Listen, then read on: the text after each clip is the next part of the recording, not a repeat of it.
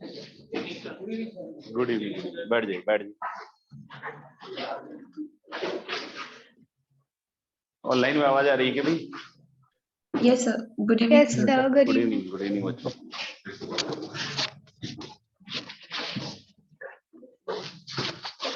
Homework आ गया कुछ?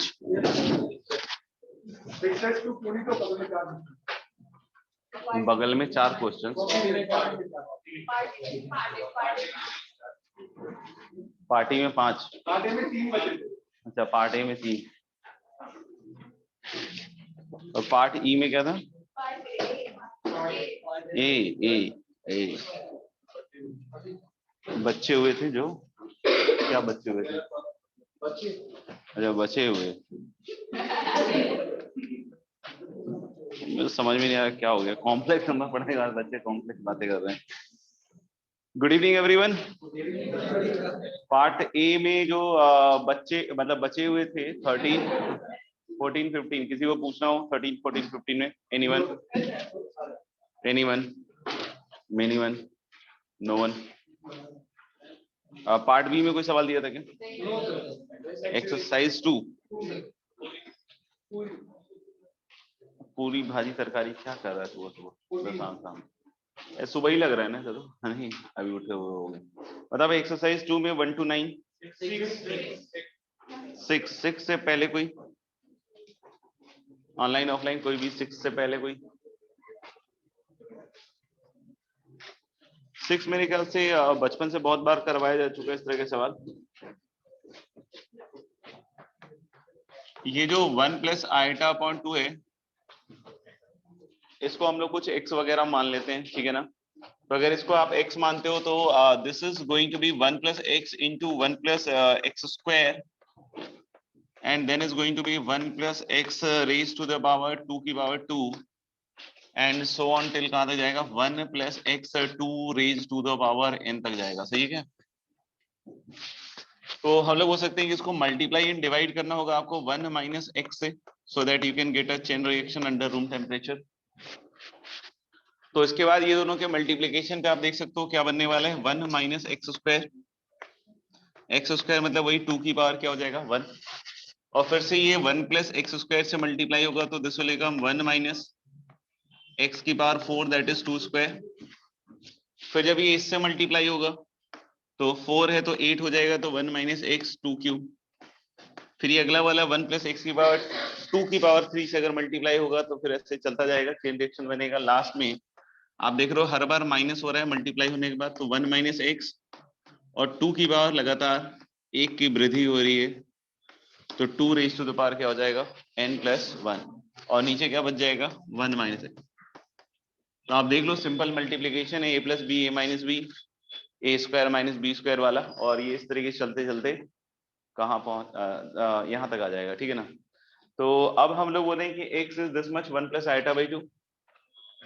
तो जैसे अगर आप 1 माइनस एक्स निकालिए तो 1 minus x is going to be 1 minus of 1 plus eta by 2।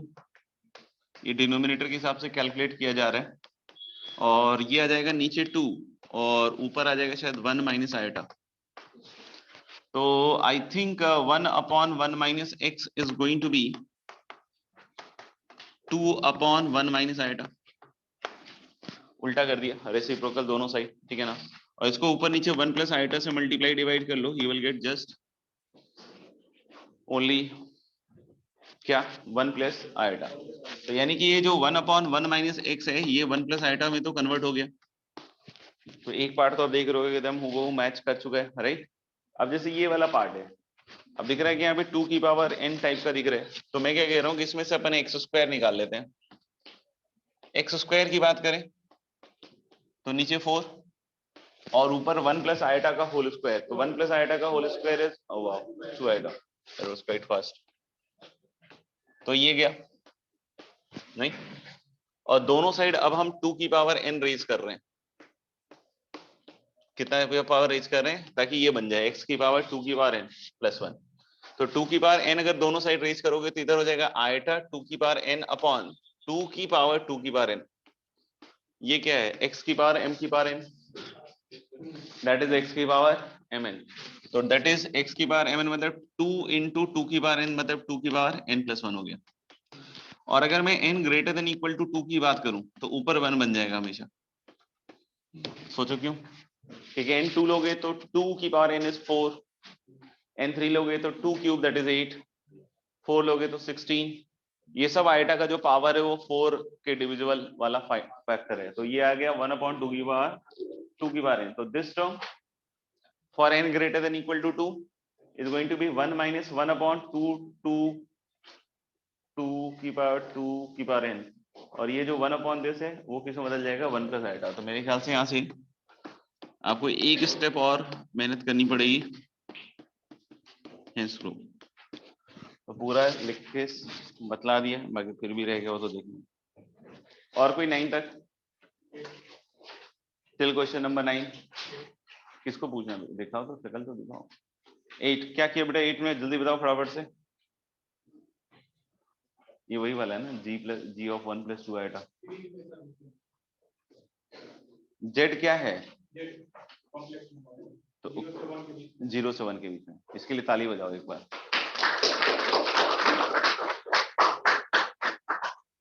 हम न समझे थे बात इतनी सी, ख्वाब शीशे के दुनिया पत्थर की।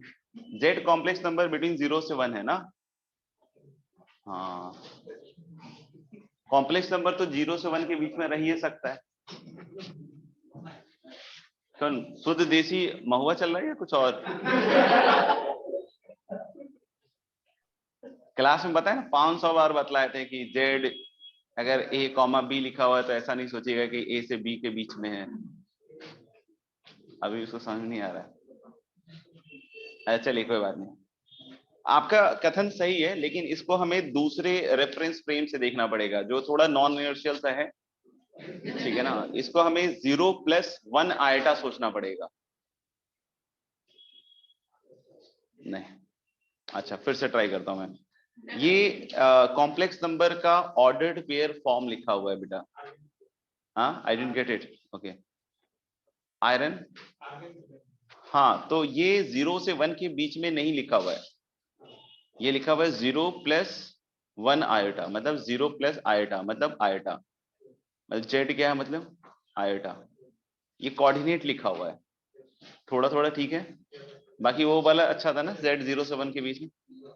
नहीं, अब हो जाएगा। आप वही वाले हैं क्या? रिमाइंडर?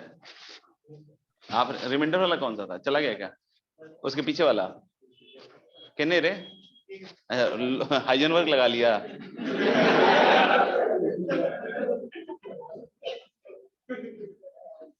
तो ये समझ में आया नहीं, हंस रहा है फालतू में। केमिस्ट्री क्लास तो करेंगे आज तक।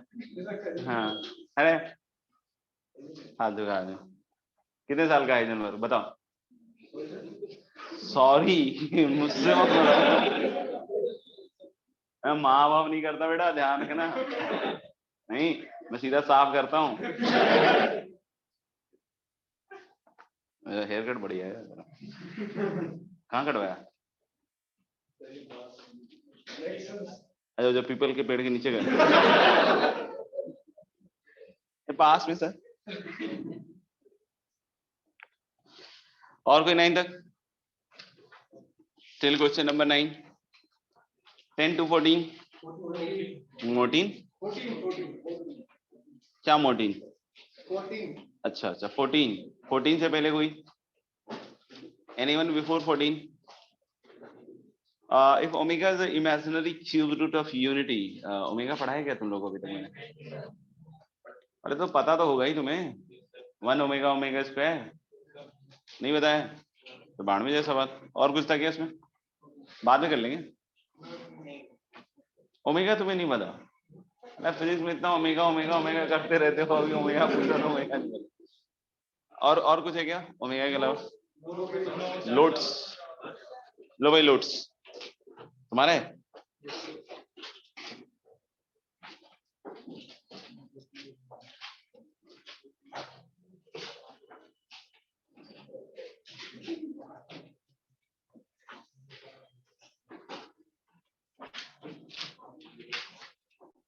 बताओ भाई, नोट्स मतलब नोट्स में क्या कहता है? एक तो शायद वो था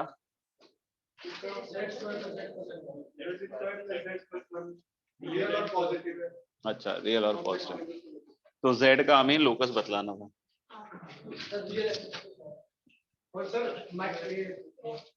रियल पार्ट माइनस हाफ और इमेजिनरी पार्ट -2 से ओपन बोलना भूल गया। ऊपर। हाँ ऊपर। तुझे क्या लगा तेरी तारीफ करने वाला हूं मैं? करने वाला था, वो बीच में भूल गया होता है। भूल भी जाते हैं ना आदमी तारीफ करना कभी कभी, बाद में आता अच्छा बच्चे की तारीफ कर ली थी। वेरी गुड बेटा, की बेटा। अच्छा, Z square plus Z plus 1 real और पॉजिटिव चाहिए। बहुत सारे बच्चे तो ग्रेटर देन 0 और डी डिस्क्रिमिनेंट नेगेटिव कर लेते हैं और मस्त रहते हैं। चल भाई, कॉम्प्लेक्स नंबर है जेड जो है थोड़ा कॉम्प्लेक्स है, थोड़ा सा ज्यादा तो नहीं है। तो वो डी लेस देन 0 मत करके देख लेना क्या सर, डी तो नेगेटिव दिख ही रहा है इसका, ये तो पॉजिटिव हो भी करेगा।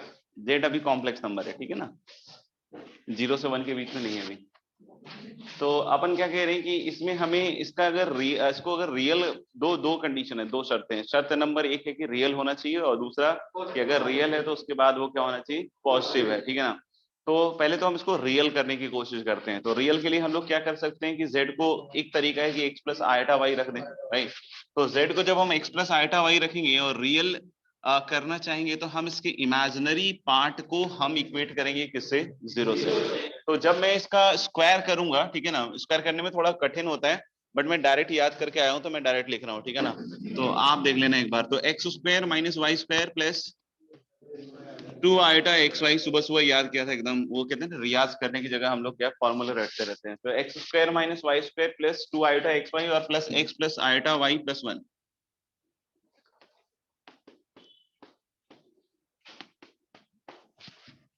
देखो, अगर किसी का मन भर गया हो कि सर कॉम्प्लेक्स कॉम्प्लेक्स सब ठीक लग रहा है, तो अपन यहीं पे छोड़ सकते हैं मतलब बहुत आगे जाने की जरूरत भी नहीं है।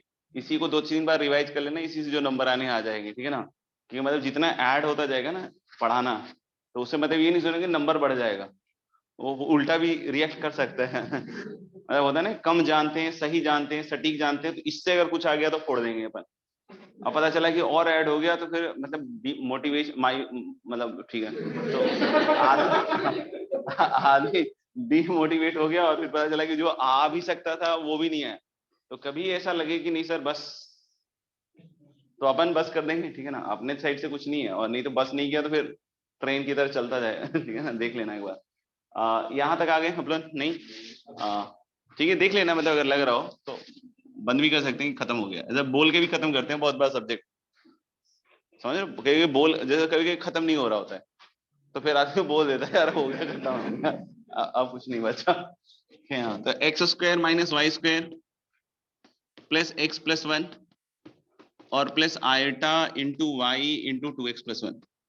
अब बच्चों देखो, x और y ऑफ कोर्स मैंने यहाँ पे रियल लिया हुआ है, लिखा नहीं है, लेकिन मेरे ख्याल से सच है। तो अगर हमें इसे वो प्योरली रियल बनाना है तो हम क्या करें, इसका जो इमेजिनरी पार्ट है उसके साथ प्ले करें, नहीं तो लेकिन इसका इमेजिनरी पार्ट है y इंटू 2x प्लस 1, और जिसको हम लोग को क्या इच्छा हो रही है, 0 करने की। और जैसे ही हम इसको 0 करेंगे तो हम लोग बोल सकते हैं कि there are now 2 branches. One branch will say कि y इक्वल टू 0 और the other branch will say x equal to minus half, right. यहां से यहां तक की जर्नी हम दूसरी तरीके से भी कंप्लीट कर सकते थे। दूसरा तरीका क्या हो सकता था कि एक हमने सजावट के पर्पज से एक रिलेशन लिखा था कि अगर कोई भी कॉम्प्लेक्स नंबर प्योरली रियल है, हाँ तुम भी जान सुनो, ऑनलाइन वाला बोलो, तुम घबराना। तो क्या बोला था कि अगर ये प्योरली रियल की बात करें तो इसका बार मौसम के हिसाब से मत सोचना इसका जो बार है इसी के बराबर होने वाला है, समझ में आ रही है। तो दूसरा तरीका यहाँ तक पहुंचने का क्या हो सकता है था कि इसको हम लोग ओमेगा मान लेते हैं, एक कॉम्प्लेक्स नंबर क्या मान लेते हैं, ओमेगा, ठीक है ना। वैसे मैं डब्ल्यू बोलने वाला था किसी बच्चे ने डब्ल्यू बोला, मैंने बोला नहीं अपन डिफरेंट है, नहीं तो अपन क्या करेंगे, ओमेगा बार निकालेंगे। तो ओमेगा बार क्या आएगा, Z square plus Z plus 1, और इसका बार के बराबर कर रहे हैं तो जेड बार का square plus z bar plus 1 कटा मतलब 1, नहीं और इसको जब लेफ्ट हैंड साइड लाओगे तो ये दोनों को जब आप क्लब करोगे तो इसके दो factors, z minus z bar into Z plus z बार, समझ में आ रहा है, Z square minus z bar square, और प्लस क्या आएगा जेड माइनस जेड बार। दिख रहा है कुछ कॉमन होता हुआ? तो हालांकि जो कॉमन होता हुआ दिख रहा है वो है z minus z bar and that is equal to 0 and the second thing is going to be z plus z bar plus 1 equal to 0, ठीक है ना। तो ये चीज वही कह रहा है y equal to 0, z equal to z bar क्या कह रहा है, y इक्वल टू 0, और z plus z bar is 2x actually, तो that is suggesting again x equal to what, minus half. तो यहां तक हम ऐसे भी पहुंच सकते थे और x प्लस आयटा y जो है उसको रख के भी पहुंचा जा सकता है। तो बस ये बतला रहा था कि थोड़ा कम सजावट है, मतलब वो यूज भी कर सकते हैं। अच्छा, लेकिन जब पॉजिटिव की बात करेंगे तो फिर दोनों तरफ से यहीं से आगे बढ़ेंगे अपन, ठीक है ना। तो जैसे हम x y इक्वल टू 0 सोचते हैं, तो y इक्वल टू 0 जैसे ही सोचेंगे तो ये जो w है या ओमेगा जो भी हमने माना है, ये एक्चुअली आपका x square plus x plus 1 हो जाएगा। ठीक है, आप देखो ना y को 0 कर दिया अपन ने, तो x square plus x plus 1, अब x रियल है तो अब वो जो डी नेगेटिव नेगेटिव वाला जो फंडे हैं वो काम कर रहे हैं। तो यानी ये कैसी क्वांटिटी है, positive for all x belongs to R। तो अब कोई कहता है कि सर पॉजिटिव भी होना चाहिए, अब होना क्या चाहिए, है हमारा। तो यानी कि हम लोग बोले कि this complete is a solution set, मतलब कोई भी रियल एक्सेस का पॉइंट आप उठा लो, z square plus z plus 1 is going to be real and positive. और ये बिल्कुल मतलब ऐसे आंख से भी, मतलब कहते हैं ना, बंद करके भी दिख रहा था कि अगर ऐसा कुछ है तो रियल लेंगे तो पॉजिटिव भी है और रियल भी दिख रहा है, ठीक है ना। तो ये मतलब मेरे ख्याल से one of the common observation जो हम अभी तक पहुंचे। लेकिन हाँ, सेकंड पार्ट जो है उसको ऑब्जर्वेशन से पकड़ना थोड़ा मुश्किल, मतलब मुझे नहीं दिखेगा, लेकिन आप लोगों को दिख जाए तो अलग बात है। तो हम लोगों ने कि जैसे कुछ बच्चे यहाँ हैं अपने, तेजस्वी बहुत बच्चे हैं, मतलब ये नहीं बोलूंगा सेकंड बेंच के सेकंड में बैठा, मतलब ऐसे मत सोचना, ठीक है ना। मतलब मैंने देखो हिंट भी नहीं दिया कि मैं किसके बारे में बात कर रहा हूँ। तो हम लोग बोले x equal to minus half रखेंगे तो ये पार्ट तो श्योर शॉर्ट 0 ही है, और इधर आएगा ये जो w या ओमेगा जो ही माना है हमने 3/4 माइनस वाई स्क्वायर। 3/4 क्या है, माइनस वाई स्क्वायर। अब ये पॉजिटिव चाहिए तो इस पर कंडीशन रखना पड़ेगा, ये हमेशा पॉजिटिव नहीं है। तो इसको पॉजिटिव रखोगे तो y is between minus of √3/2 से √3/2, यानी कि हम लोग दो चीजों का यूनियन है, नहीं दो चीजों का यूनियन है फाइनली जो सॉल्यूशन है। एक तो z इक्वल z जो सॉल्यूशन फाइनली आएगा that is going to be x plus iota y where y equal to 0 and xy belongs to R, ठीक है। ये एक सॉल्यूशन सेट हो गया, ऐसा लिखा हुआ मिलता है, ठीक है ना। देखिए घबरा मत जाने की, और इधर क्या लिख दिया ये देख लेना।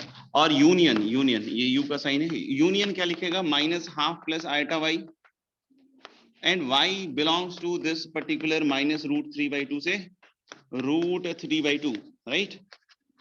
इस तरीके से भी लिखा जा सकता है, ठीक है। तो इन दोनों का क्या हो गया, यूनियन। हाँ, कॉम्प्लेक्स प्लेन पे भी प्लॉट करके दिया जा सकता है कि भाई बताओ कौन सा वाला सॉल्यूशन है, तो हमें दिख जाएगा कि ये पूरा का पूरा और माइनस हाफ x और y की वैल्यू कहां से कहां तक, ऊपर वाले पॉइंट को आप -1 माइनस हाफ कॉमा √3/2 रख लो, और ये माइनस हाफ कॉमा माइनस √3/2 रख लो। तो मेरे ख्याल से इन दोनों का यूनियन इज द सॉल्यूशन।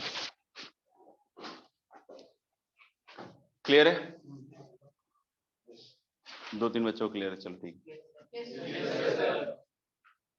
अरे तुम लोगों में जो भी जान है क्या, मुझे पता नहीं, मैं बोल ही ना। अच्छा चलो ठीक है, कोई बात नहीं, रहना चाहिए थोड़ा तो जान रहना चाहिए। कहाँ गए कप्तान, कहाँ गया, नहीं आएंगे ठंडा में, दोनों ही कप्तान नहीं आए होंगे, दोनों बीमार हो गए साथ में, क्या प्लानिंग है भाई साहब। और वो बैट्समैन तो अपना ही इधर है। हाँ, और कोई, बाकी सब तो ठीक ठाक लग रहे हैं। हाँ चलो, नहीं आगे बढ़े, अगला सवाल।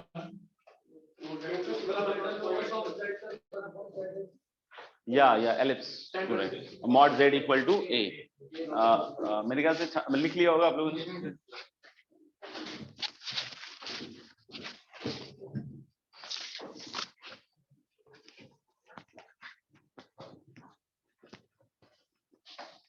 So the complex number denoting z plus 1/z we have to prove that as ellipse। और इसमें जो z है उसके बारे में एक बात कह रखा है कि mod z is what, a, ये फिक्स है। तो करने के वो भी तरीके हैं, x प्लस आयटा y और वो सब ले हुए के, समझ में आएगा। नॉर्मल तरीके से भी कर सकते हैं। एक सिंपल तरीका ये भी सोच सकते हैं कि अगर मॉड जेड ए है तो z must be of this format a e की बार आइटा थीटा। मैं बाकी दूसरे मेथड डिस्कस नहीं कर रहा हूँ क्योंकि वो फालतू में ऐसे लेंदी से लगेंगे। तो अगर मॉड z दिया हुआ है फिक्स तो हम z को ऐसा मान सकते हैं और 1/z इज 1/a और नीचे e की पावर आइटा थीटा मतलब ऊपर e की पावर माइनस आइटा। अब ओमेगा अपना घूमने वाला पॉइंट है, घूमिंग पॉइंट मतलब मूविंग पॉइंट, इसी का लोकस निकालना है। तो घूमिंग पॉइंट या मूविंग पॉइंट को हम जनरली पहले क्या मानते हैं, x प्लस मतलब x प्लस आइटा के, बट डायरेक्टली भी x प्लस आइटा y मान सकते हैं जहां x और y नहीं वही यहाँ घूमने वाला बिंदु है, ठीक है ना। तो हम लोग बोलेंगे क्या कि इसको हम ऑर्डर्ड पेयर में लिख देते हैं, ऐसा नहीं कि x से y के बीच में ओमेगा, ठीक है ना, बी केयरफुल। तो ये मान लिया x कॉमा y और इधर की साइड देखो, इसकी साइड अगर हम देखें तो इन दोनों को जोड़ोगे जब तो इसका रियल पार्ट क्या आएगा, मुझे लग रहा है a cos थीटा और 1/a cos थीटा, यानी मैं ऐसा लिख दूं क्या a plus 1/a cos theta, बोलो ना। और हम अगर इसका इमेजिनरी पार्ट पकड़ते हैं तो a sin थीटा ऊपर वाले का, बहुत सारे बच्चों को लग रहा है सर कैसे देख रहे हो आप, बेटा कुछ नहीं है, cos थीटा प्लस आयता sin थीटा रखना है, ठीक है। तो ले a sin थीटा और इधर क्या आएगा माइनस 1/a sin थीटा, तो ये हो गया a minus 1/a sin theta, ये एलिप्स ही तो है, a cos theta b sin theta, x equal to, अच्छा a में दिक्कत आ गया sorry, x equal to alpha cos theta and beta sine theta, अभी भी नहीं क्लियर हुआ। अच्छा x equal to gamma sine theta, gamma cos theta delta sine theta, अब ठीक है। हाँ तो बस सिंपल है वही, क्या x square upon gamma square plus y square upon delta square equal to क्या हो जाएगा 1। अगर किसी को अभी भी नहीं समझ में आया तो बेटा x को इससे इक्वेट कर लोगे, बोलो बेटा आसान है, यहाँ से कॉस थीटा निकाल लोगे, आसान है, इन दोनों को इक्वेट करके साइन थीटा निकाल लोगे, आसान है, cos square theta plus sine square theta 1 कर लोगे, आसान है, क्या दिखेगा लड्डू,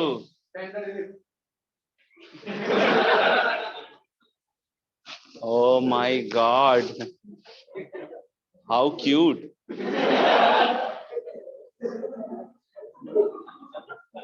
भैया भैया कैसे कर लेते हो, ये वाला करके दिखाओ,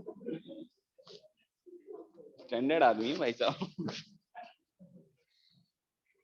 हाँ भाई ऑनलाइन में क्लियर है सब, all clear, hello hello hello, yes sir, coverage क्षेत्र में आओ, हाँ ठीक, हाँ अब बताओ अगला, आराम से बेटा, इतना तेज थक जाओगे, सांस ऊपर नीचे हो जाएगी, इतना मेहनत नहीं करते बेटा आईडी के लिए, इतना फास्ट फास्ट बोल रहे हो, नेता बनने वाले हो क्या तुम। ए स्क्वायर जेड स्क्वायर बोलो बोलो plus a b z plus c square equal to 0। अच्छा इसमें वो वाला शायद सवाल था कि इसका रूट z1 z2 है और मॉड z1, अच्छा b अपॉन सी रियल दिया हुआ था शायद, और फिर प्रूव करना था कि हाँ abc complex numbers, yes yes yes, non complex number,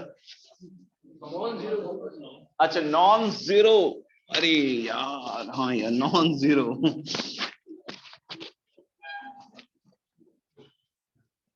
बस कत्लेआम होते होते बच गया। तो हम लोग ने क्या कि नॉन जीरो क्या दिया हुआ है, कॉम्प्लेक्स नंबर, ठीक है। और बात करते हैं कि शायद z1 upon z2 is a real and modulus of z1 equal to modulus of z2, ठीक है ना। तो अपन बहुत सारे तरीके से सोच सकते हैं, एक तरीका तो सिंपल है, देखा वो complex number question, let's leave. तो एक तो बेस्ट अप्रोच यही रहेगा मेरे ख्याल से, और बाकी कुछ लंबे तरीके हैं, let's enjoy, try to enjoy at least. एक तो हम लोग बोल रहे हैं क्या कि क्वाड्रेटिक दिख रहा है तो क्वाड्रेटिक की तरह ही सॉल्व कर देते हैं, नहीं, और b अपॉन सी रियल है तो मैं सबसे पहले तो b अपॉन सी को t मान लेता हूँ, जहां t कैसी क्वांटिटी होगी रियल, किसी को t पे ऑब्जेक्शन है तो बतला देना, मैं चेंज कर सकता हूँ k। तो हम लोग लेंगे कि सिंपली हम लोग बोल रहे हैं इसके बाद b इक्वल टू क्या आ जाएगा ct, हाँ बजाना नहीं है लिखना देखना, तो हम लोग लेंगे b इक्वल टू क्या आ जाएगा ct। अब हम लोग बोलेंगे कि जब z लिखेंगे z तो this is minus a b plus minus root under a square b square -4a² c² upon क्या होगा 2a²। जस्ट चेक दिस, ठीक है। और अब ct मतलब ct इसमें रख दें b की जगह, तो -act plus minus root under a² c² t² -4a² c²। दिख रहा है a² c² खींचा चलाएगा बाहर स्क्वायर रूट के, नहीं तो वो ac कितना आएगा, ठंडा तो नहीं लग रहा है, ताला लेकिन ac कितना आएगा, तो यहाँ भी ac है, तो इधर से ac बाहर आएगा, नीचे क्या है 2a², तो कटेगा मतलब a नहीं, और फिर बचेगा क्या c/2a नहीं, और लेकिन अंदर जो बचेगा that is -t plus minus root under t² - 4। ये दिख रहा है पक्का? तो जब मैं Z1/Z2 वाली क्वांटिटी कैलकुलेट करता हूं तो इसी में से एक रूट ऊपर रहेगा और एक रूट नीचे रहेगा। आपको बोले सर प्लस वाला ही ऊपर रखना सर, आई मतलब समझे, माइनस वाला मतलब समझ, कुछ भी रख सकते हो ऊपर नीचे, ट्रिक है थोड़ा सा, ठीक है ना। तो ये दिख रहा है ना कि c/2a का तो कटना था, ठीक है ना। तो यानी अल्टीमेटली ये जो रेशियो है this is -t plus minus root under t² - 4। t को भूल मत जाना, रियल है। तो हालांकि अगर t रियल है तो इस क्वांटिटी के बारे में थोड़ा बात करके देखते हैं। तो हम लोग दो सूरत में बात करेंगे, सूरत में बात करेंगे मतलब कोटा से ही करेंगे, ठीक है ना। t is greater than equal to 2, ऊपर वाली क्वांटिटी कैसी दिख रही है, t greater than equal to 2 है। कम ऑन गाइस, आसान है, रियल, वेरी गुड बच्चे। और नीचे वाली क्वांटिटी रियल। तो यानी कि इस केस में क्या हम लोग ये लिख सकते हैं कि Z1/Z2 रियल है? सोच के देख लो। अब t लेस देन 2 लिया मैंने सपोज, तो अब ऊपर वाली क्वांटिटी कैसी है, इमेजिनरी।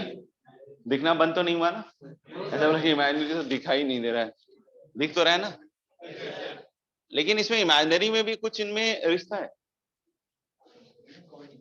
हाँ, कॉन्जुगेट का रिश्ता है। यानी कि अगर मैं बात करूं, बहुत सारे बच्चों को कॉन्जुगेट सर बेटा इसको उल्टा लिख देना, root under 4 - t² into eta लिख देना, तो 4 - t² पॉजिटिव होगा, सोचना कभी टाइम निकाल के। और ऐसा ही root under 4 - t² into root under -1 को फिर से उधर क्या लिख सकते हो आप, आयोटा। तो ऊपर नीचे एक दूसरे के क्या है, कॉन्जुगेट इमेजिनरी में, ठीक है ना। और बाकी वो भी है, देख लेना। तो हम लोग Z1/Z2 का मॉड पूछे तो क्या आएगा, हाँ इमेजिनरी आएगा। हाँ नहीं इमेजिनरी आएगा, थोड़ी देर बाद चेंज भी होता है वो, टाइम के साथ कभी कभी ना कलर बदलता है। तो हम लोग बोलेंगे कि ऊपर वाले और नीचे वाले का मॉडल सेम है क्योंकि दोनों कैसे हैं, कॉन्जुगेट। तो ऑफ कोर्स हम लोग बोलेंगे कॉन्जुगेट का रेशियो 1 है, तो या तो Z1/Z2 is going to be real, या फिर modulus of Z1 equal to क्या हो जाएगा, मॉडुलस ऑफ Z2, ठीक है क्या। तो एक तो हम लोग ये सोच सकते हैं, दूसरा हम लोग sum of roots product of root से भी सोच सकते हैं। अब अगर कोई पूछे सम ऑफ रूट से कैसे सोचेंगे, प्रोडक्ट ऑफ रूट से, क्योंकि हमने ट्राई तो जरूर किया होगा, कुछ बच्चे सक्सेसफुल भी होंगे, कुछ बच्चे बिखर भी गए होंगे, कुछ बच्चों ने किया ही नहीं होगा, तो वो बेस्ट है। तो हम लोग कि Z1 + Z2 निकालते हैं, चलो क्या होगा Z1 + Z2। Z1 + Z2 मुझे लग रहा है सम ऑफ रूट है, तो this is going to be minus of b/a, ठीक है। और Z1 Z2 I think is c²/a²। और मुझे b/c पे फोकस करना है क्योंकि b/c एक्स्ट्रा इंफॉर्मेशन के तौर पे यहाँ हाँ रियल दिया हुआ है, ठीक है ना। अच्छा एक ट्रिक सुनना, b/c अगर एक रियल नंबर है, ठीक है ना, बहुत इंपॉर्टेंट ट्रिक है, ठीक है ना, तो b/c का जो स्क्वायर है वो भी रियल होगा। Good trick. तो बहुत सारे बच्चों को ट्रिक पहले से पता है, तो मैं क्या कर रहा हूँ ना कि इसको स्क्वायर करके डिवाइड कर दे रहा हूँ। तो जब मैं इसको स्क्वायर करके डिवाइड करूंगा तो मुझे लग रहा है कि ये स्क्वायर होके डिवाइड हो जाएगा। सोचो ट्रिकी लग रहा है क्या? तो हाँ लग रहा है कि this is going to be b²/c²। अब मैं b²/c² नहीं लिख रहा हूँ, उसको सिंपली क्या लिख रहा हूँ, रियल। यहाँ तक हो गया सबका, तो इधर वाला हटा दूं, इधर कोई लिख रहा है क्या इस तरफ, नहीं। अभी जब मैं क्या कह रहा हूं कि इसको ओपन कर देते हैं, ठीक है ना, तो ओपन करने के बाद इधर 3 टर्म है, Z1² Z2² एंड 2Z1Z2। और जब नीचे वाले से डिवाइड होगा तो Z1²/Z1Z2 विल बिकम Z1/Z2, और उसके अगले वाला Z2/Z1 और +2 एंड दिस इज रियल। अच्छा अगर मैं इन दोनों साइड में 2 हटा देता हूं तो ये फिर से तो रियल ही होगा, नहीं?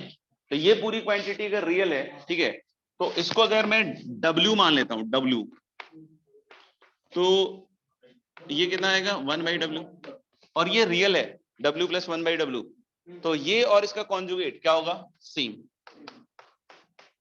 मतलब दिस इक्वल टू इट्स बार, ये अपने बार के बरोबर होगा, नहीं? अब जैसे W बार इधर ले आते हैं, सिंपल कैलकुलेशंस कर रहा हूं, ठीक है ना, किसी को लग रहा है बहुत फास्ट हो रहा है तो देख लो एक बार, सिंपल इसलिए फास्ट हो रहा है और कोई बात नहीं। अब देखो इसका जब एलसीएम लोगे तो मुझे लग रहा है कि ऊपर W - W बार और नीचे W bar, that is mod W²। अब ये W - W बार काट मत देना, हाँ, नहीं तो रिवर्स होगा न्यूटन के तीसरे नियम से, समझ में आया ना? समझ गए हो क्या बोलना चाह रहा हूँ? हाँ, तो इसको नहीं काटेंगे, सही है क्या? तो यानी कि हम लोग बोले इसको 0 करेंगे तो W = W बार, ठीक है। और दूसरा केस क्या होगा, जब ये हट गया तो मॉडुलस W² = 1, मतलब मॉडुलस W = 1, दो ही केस होंगे। W = W बार मतलब W कैसी क्वांटिटी होगी, प्योरली रियल, और W है कौन, तो यानी कि ये पार्ट क्या कहेगा कि Z1/Z2 क्या हो गया, रियल।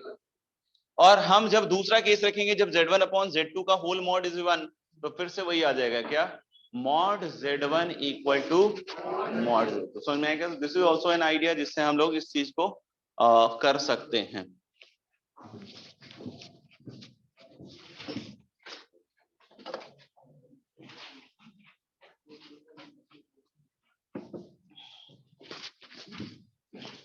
लिख लिया, इधर वाला लिख लिया? हाँ, कर लो आराम से, सेटल हो लो, कुछ रह गया हो तो बतला देंगे।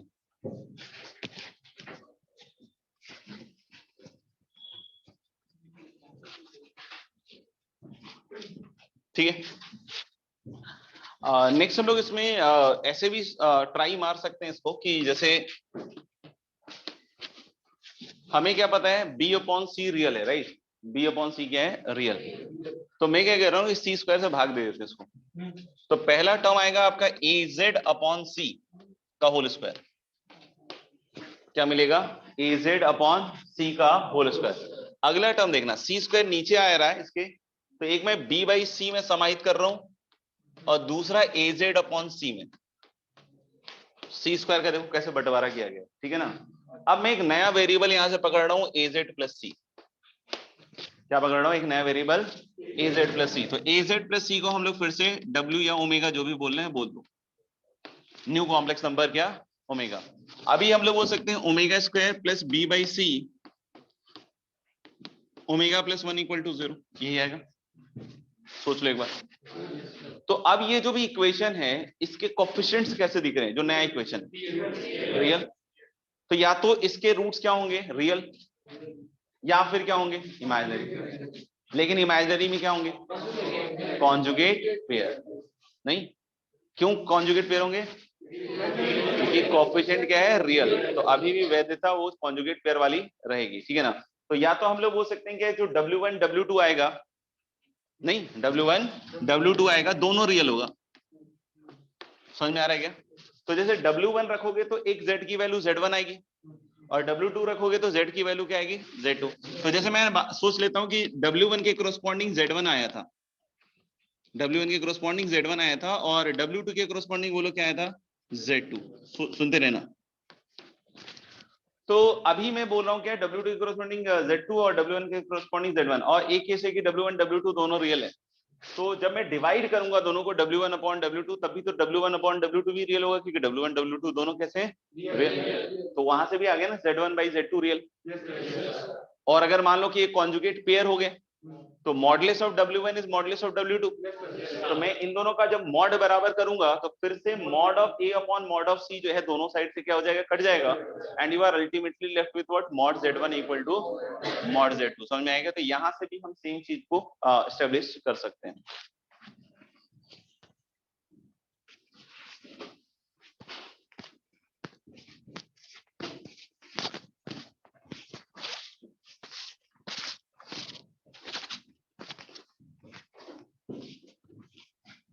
और कोई सवाल था क्या?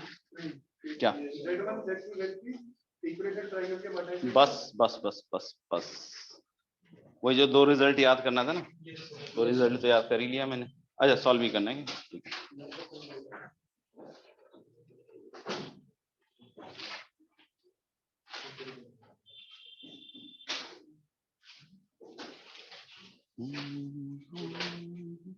ये लिख लिया क्या सबने?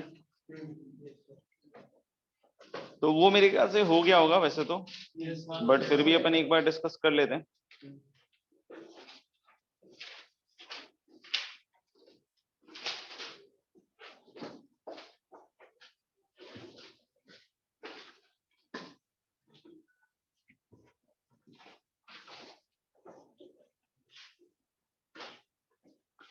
इक्विलेटरल ट्रायंगल है, Z1 Z2 Z3 करने के अलग अलग तरीके इसको भी हैं।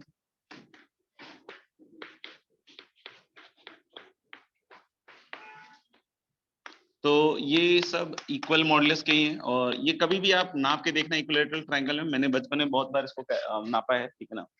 π/3 मिला था, मतलब 60 डिग्री मिला था मुझे हर बार, ठीक है ना। प्रोटेक्टर ऐसे चांद लगा कैसे रखते हैं ना, चांद, अच्छा सॉरी, तो ऐसे करें। तो ये सब π/3 दिखा है मेरे को। अब किसी ने बताया तो है नहीं मेरे को कि π/3 होते हैं इक्विलेटरल ट्रायंगल में, तो मैंने नाप के ही देख लिया। मैंने छोड़ो हटाओ, क्या डेली का किस चीज करेंगे। तो यहाँ तक तो क्लियर है, ठीक है। अभी हम लोग बोल रहे हैं कि फिर से यहाँ रोटेशन टाइप की फील तो आ रही है मेरे को, ठीक है। बिल्कुल इक्वल इक्वल चल रहा है सब कुछ, बढ़िया मजेदार। तो मान लें कि ये एंटी क्लॉक मैंने मार्क कर दिया, ठीक है, और ये एक वेक्टर और ये एक वेक्टर। तो जहां एरो एंड हो रहा है हम लोग लिखेंगे वो वाला वेक्टर किधर, इधर। तो Z3 - Z1 आ गया इधर, और जहां से स्टार्ट हुआ है उसको हम लोग लिखेंगे उधर, तो Z2 - Z1। अब क्या e की पावर आयटा π/3 आएगा दोस्त। अब जैसे पिछली बार तो आयटा का रोटेशन था, तो स्क्वायर करते ही आयटा मिट गया था, डिसॉल्व हो गया था, नहीं एकदम जैसे लग रहा हो कि पानी के अंदर चीनी डिसॉल्व हो गया, नहीं। लेकिन यहाँ स्क्वायर करने पे कुछ होने वाला ना, आयटा बिल्कुल ऐसे एकदम आ जाओ, नहीं आना मत। हाँ, आपको भले क्यूब कर दें तो क्यूब में तो रिजल्ट ही नहीं है। बहुत सारे बच्चे होंगे सर वो बढ़िया वाला जो रिजल्ट आता है, जो पूरा डिजिटल मार्केटिंग चल रहा है, e की पावर आयटा पाई आ जाएगा, -1 हो जाएगा। नहीं देखा ये वाला बहुत चलता है आजकल मार्केट में। This +1 = 0, it looks so cool। नहीं, +1 + 0 कैसे हुआ सर? ये -1 है, ट्रिक है, थोड़ा ट्रिक है इसमें, ठीक है। तो नहीं दहशत में नहीं आना, ठीक है ना, तो लोग एकदम सेंटी हो गए। अच्छा, तो हम लोग बोल रहे हैं क्या कि यहाँ पे क्यूब नहीं कर सकते, क्योंकि फिर वो क्यूब में रिजल्ट आ जाएगा। तो अब एक तरीका तो मेरे पास ये है कि मैं इसको खोल दूं और फिर स्क्वायर कर दूं। जगह हुए ना बेटा, हाँ बस उतना ही चाहिए आप लोग से कॉपरेशन। क्लास में एटलीस्ट जगह रहा करो। क्लास में जगह रहते हो ना तो टीचर का हौसला बुलंद रहता है।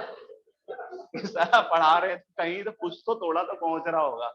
नहीं बिल्कुल एकदम ऐसे, मतलब वो कहाँ गया, वो जो अपना वो था जो पिछली क्लास, नहीं आया नहीं आज, वो भी गायब है आज, अब तीनों गायब है, 3 इडियट्स। तो हम लोग लगेगा कि हाँ बस जगह रहना है, ठीक है ना। टीचर का ऐसे कॉन्फिडेंस मोरल बहुत बूस्ट होता है कि यार मेरे क्लास में बच्चे जगह रहते हैं। इससे ज्यादा तो और क्या चाहिए। मतलब मैं इससे खुश हो जाता हूँ क्लास के अंदर की जगह में बच्चे। तो हम लोगों ने क्या इसको ओपन कर दें अपन, और उसके बाद आयटा वाला पार्ट एक साइड रहने दो, बाकी जो दूसरा साइड ले आके फिर स्क्वायर करके आयटा स्क्वायर को क्या यूज कर लो, -1। तो एक स्ट्रेटजी तो ये हो सकती है। तो Z2 - Z1 half cos π/3 half, और प्लस क्या है आयटा साइन π/3 दैट इज √3/2। तो हम बोल सकते हैं क्या कि Z3 - Z1, और इसके साथ जो हाफ के साथ है इसको इधर ले आओ, या फिर 2 से ही मल्टीप्लाई कर दो ना इसको। तो 2 से मल्टीप्लाई करके इसको इधर ले आओ, तो Z2 - Z1 चेक कर लेना एक बार। जल्दबाजी में ज्यादा तो नहीं कर दिया, हाँ ठीक लग रहा है। और इक्वल टू मुझे लग रहा है आयटा √3 Z2 - Z1। अब क्या कर दो, दोनों साइड स्क्वायर, आयटा स्क्वायर को यूज कर लो -1, और सिंप्लीफाई करोगे एग्जैक्टली हूबहू सेम रिजल्ट आएगा जो मैंने लास्ट क्लास में लिखा है, क्या sigma Z1 square = sigma Z1 Z2। एक तरीका तो ये था। दूसरा तरीका हम लोग बोल सकते हैं कि let's write one more rotation of π/3, और फिर उससे गायब कर दे, दोनों इक्वेशन को यूज करके एलिमिनेट कर दें। तो एक और लिख देते हैं यहाँ पे। तो ये वहां पे हो गया क्या, एंटी क्लॉक, चेक कर लो एंटी क्लॉक। तो ये एंटी क्लॉक हो गया। तो हम लोग जहां पे एंड कर रहा है वो वेक्टर अपन लिखेंगे क्या, इधर। तो क्या होएगा Z1 - Z2, और उधर से कौन आएगा, Z3 - Z2 इंटू e की पावर आयटा पाई बाई 3। अब एलिमिनेट करना और आसान हो गया, just divide the two equations and you will get one equation, z1 minus z2 upon z3 minus z1। ऐसा नहीं कि यहाँ z1 से z1 काट दिया सर, नहीं, देख लेना। और उधर क्या आ रहा है भैया, z3 minus z2 upon z3 minus, नहीं क्या हो रहा है ये, z2 माइनस z1। अब क्रॉस मल्टीप्लाई करके सिंप्लीफाई कर दो, फिर से वही रिजल्ट आएगा।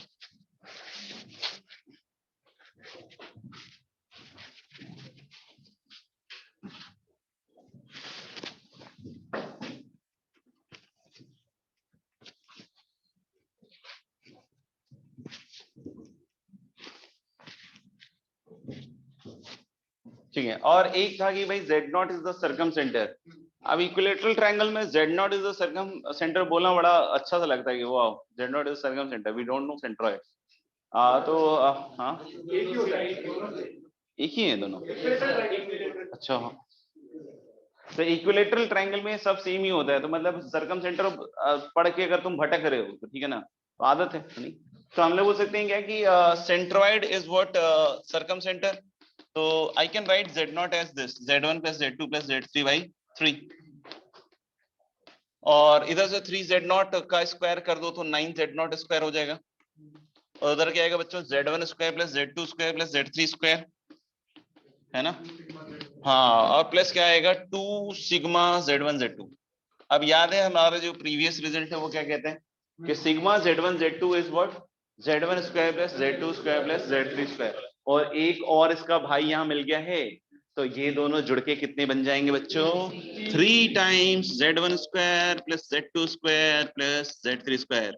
क्या कटेगा 3, कुछ ज्यादा मत सोचना। तो हम लोगों ने simply you will get now 3z0 square equal to z1 square plus z2 square plus z3 square. उसके बाद हेंस प्रूफ लिखकर याद कर लेना, या जब चीटे या फर्रे बनाओ तो उसमें जरूर लिख लेना। कॉम्प्लेक्स नंबर का कोई टेस्ट हो रहा हो। अब बताओ, ये एनसीईआरटी वाले कहते हैं कि 11th में पढ़ा दो इसको। बोलते हैं पढ़ा दो 11th में पढ़ा दो तुम तो बच्चे बोलते हैं सर हमारे तो कोर्स ही नहीं कंप्लीट कराते हैं, कॉम्प्लेक्स नंबर छोड़ा हुआ है सब लोगों ने। हाँ, मुझे लगता है कि 11th में पढ़ा रहे तो फिर 12th लाइफ बचे ही नहीं, तो बोले कि सर बस। हाँ, हमें पता चल गया कि हमें किधर जाना है। नहीं, आईआईटी की जगह आईआईटी हिमालय निकल लेते। देख लो, एक बार लिख लिया हो तो बतला देना, एक बार हो गया क्या। इसमें एक और सवाल अपन कर सकते हैं रोटेशन पे।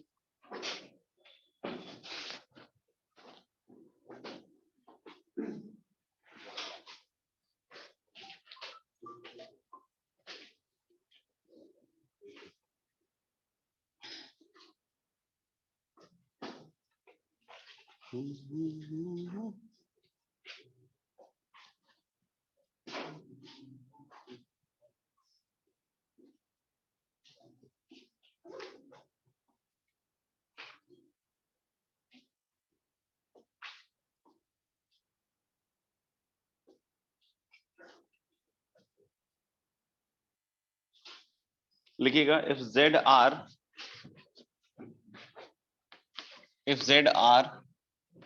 r equals 1 2 3 4 5 6, if z r equals 1 2 3 4 5 6 are the vertices of a, if z r equals 1 2 3 4 5 6 are the vertices of a regular hexagon, are the vertices of a regular hexagon.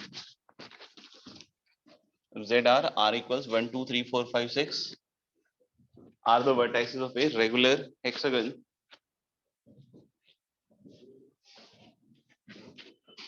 then prove that sigma r equal to 1 to 6 z r square equals 6 z naught square. Then prove that sigma r equal to 1 to 6 z r square equal to 6 z naught square, where z naught is the circumcenter, where z naught is the circumcenter. ठीक है, कर।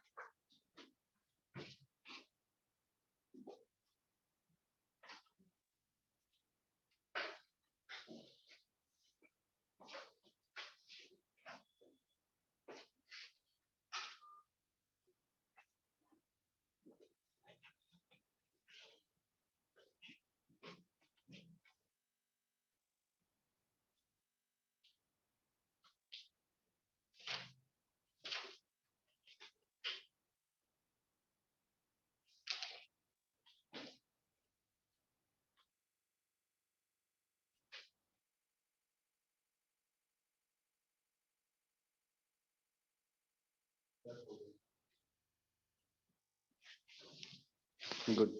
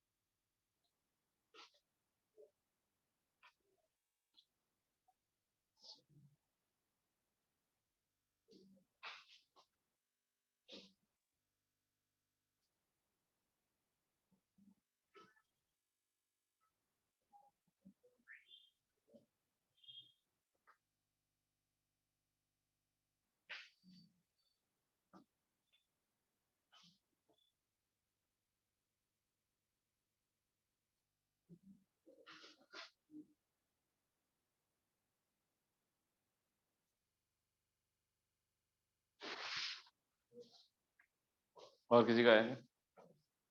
आ गया। कर लें discuss और try करना है? हाँ नहीं कर लो।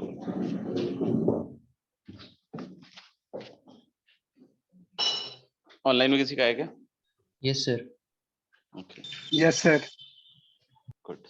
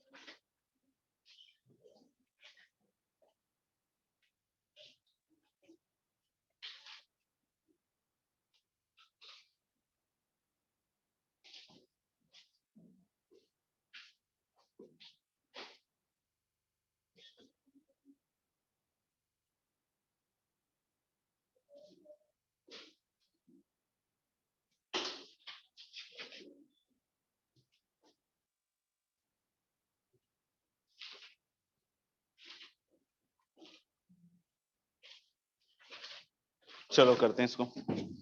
लास्ट वाले रिजल्ट को यूज करें तो थोड़ा फास्ट हो जाएगा। जैसे लास्ट वाले रिजल्ट को मतलब वही Z नॉट इज सरकम सेंटर करके जो है ना उसको अपन यूज कर लेते हैं। हम लोग इसको कैसे यूज कर सकते हैं कि जैसे कोई भी एक रेगुलर हेक्सागन है,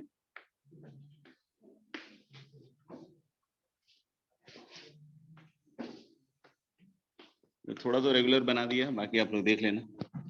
तो बाकी रोटेशन से भी करके दिखा सकते हैं, लेकिन थोड़ा सा मतलब जाएगा, फिर उसको सबको सम ऑफ स्क्वायर्स करके करना पड़ता है। और इसके मिडिल पॉइंट के अबाउट रोटेशन लिखकर मतलब Z नॉट के अबाउट रोटेशन लिख के कर सकते हैं, या फिर Z1 के अबाउट भी कर सकते हैं। करने के लिए हम उस तरीके से कर सकते हैं, लेकिन बेस्ट है कि हम लास्ट वाले रिजल्ट को यूज में ले आए। अब बोलोगे कैसे सर लाएं? देखो रेगुलर हेक्सागन है तो मैं क्या कर रहा हूँ कि एक एक वर्टेक्स छड़प के जा रहा हूँ। जैसे Z1 के बाद Z3 को ज्वाइन कर लीजिए आप, और Z3 के बाद Z5 को ज्वाइन कर लीजिए। तो ये जो Z1 Z3 Z5 वाला जो ट्राइंगल है, ये कैसा ट्राइंगल होगा? इक्विलेटरल। अब बोलोगे क्यों? ये देखो रेगुलर है ना, और बीच में एक वर्टेक्स बार बार आ रहा है, तो ये साइड का जो लेंथ होगा, ये साइड का जो लेंथ होगा, ठीक है देखो ये दोनों बराबर है, एंगल जो है ये दोनों बराबर है, ये जो एंगल है ये एंगल सेम ही है, तो नहीं एसओटी जो हटाया उससे नहीं दिख रहा है, तो यार ऐसे भी दिख रहा है कॉमन सेंस से कि फिर से एक बीच में गायब कर दिया, तो ये इक्विलेटरल ट्रायंगल है, तो z नॉट इसका भी सर्कम सेंटर होगा सिमेट्री से, तो I can right 3 z not square is z1 square plus z3 square plus z5 square, है ना। और फिर ऐसा ही अगर हम दूसरा एक ट्रायंगल और बना ले किसका, z2 z4 और z6 का, ठीक है ना, z2 z4 और किसका z6 का, तो यहां से भी हम लोग बोल सकते हैं कि जो 3 z नॉट स्क्वायर है दोस्त, that is again z2 square plus z4 square plus z6 square, और फिर उसके बाद हमें दोनों को क्या करना होगा, ऐड करना होगा, तो फिर ये थोड़ा फास्ट हो जाएगा, बाकी देख लीजिएगा। आगे बढ़ते हैं, आगे कुछ होमवर्क के लिए दे रहा हूँ, ठीक है ना, तो उसको कर लीजिएगा, अगली क्लास में डिस्कस करेंगे।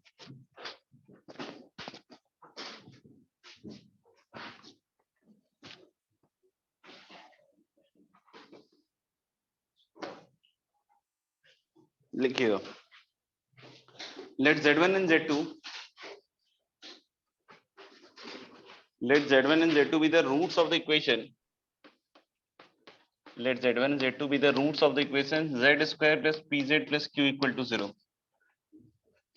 let z1 and z2 be the roots of the equation z square plus pz plus q equal to 0 where the coefficients p and q are complex numbers, let z1 z2 be the roots of the equation z1 z2 be the roots of the equation z square plus pz plus q equal to 0 where the coefficients p and q are complex numbers, where the coefficients p and q are complex numbers, p and q are complex numbers। आगे लिखना, let capital A and capital B, let capital A and capital B represent, let capital A and capital B represent z1 and z2 in the complex plane, let capital A and capital B represent z1 and z2 in the complex plane, capital A and capital B represent z1 and z2 in the complex plane। आगे लिखेंगे, if angle AOB equal to alpha, if angle AOB equal to alpha and OA equal to OB, if angle AOB equal to alpha and OA equal to OB where O is origin, if angle AOB equal to alpha and OA equal to OB where O is origin, then prove that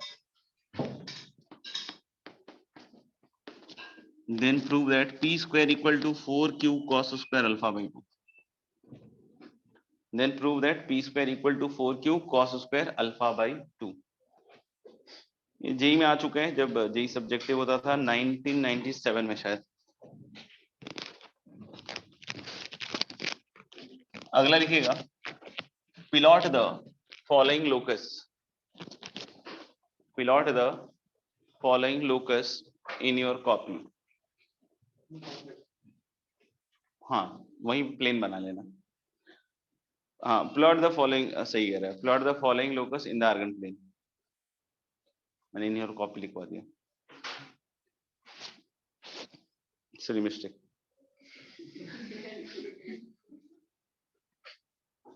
घर जाके परेशान होऊंगा, अभी नहीं होता। अच्छा पहला है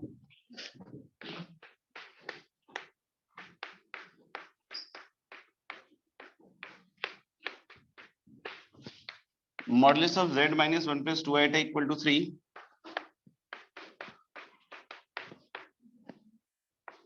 modulus of z minus 1 equal to modulus of z minus iota, modulus of z minus 4 iota plus z plus 4 iota, modulus of z plus 4 iota equal to 10, modulus of z minus 4 iota plus modulus of z plus 4 iota equal to 10, modulus of z minus 1 plus z plus 1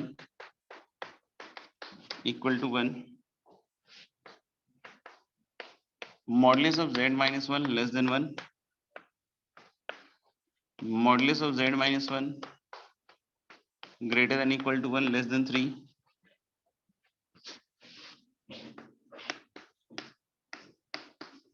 argument of z is between 0 to pi by 4,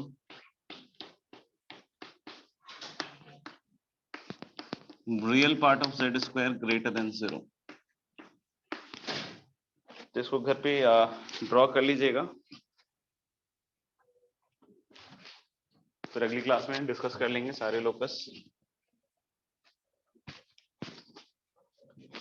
उससे इनका path तो पता चल ही जाएगा, आप लोग का भी पाथ पता चल जाएगा। ठीक है, आगे बढ़े थोड़ा। लिख रहे हो, लिखो लिखो बेटा। You need any help from my side? मैं कुछ हेल्प करूं? हाँ, करो फटाफट करो बच्चों। अभी खत्म नहीं हुआ बेटा, कि बाकी है ये, इसको लग रहा है खत्म हो गया, नहीं अभी और है, बहुत बहुत चलेगा अभी।